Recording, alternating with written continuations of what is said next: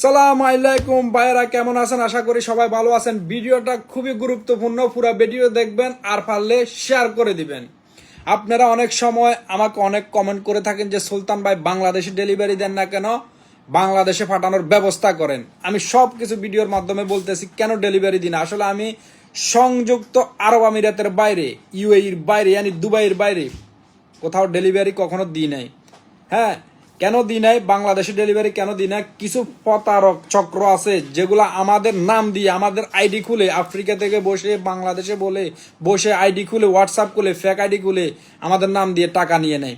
আমি প্রতিটা ভিডিওতে বলে দিই যে ভাই আমাদের, হ্যাঁ, এই আমি নাম্বারগুলো আপনাদেরকে দেখাচ্ছি, দাঁড়ান।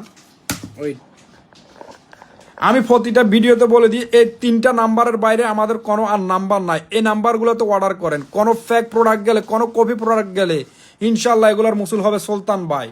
হ্যাঁ, এর বাইরে যদি আপনারা কোনো নাম্বার অর্ডার করেন ওগুলোর মুসুল আমি না।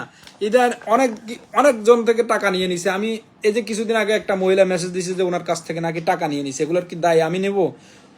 কেন আপনারা বুঝেন না? আমরা বাংলাদেশে ডেলিভারি দিই না। আমি যদি ডেলিভারি দিই আমি অফিসিয়াল ভাবে বলবো যে আমি বাংলাদেশে ডেলিভারি দিই, কিন্তু নেবার আমি এখনো পর্যন্ত দিই নাই।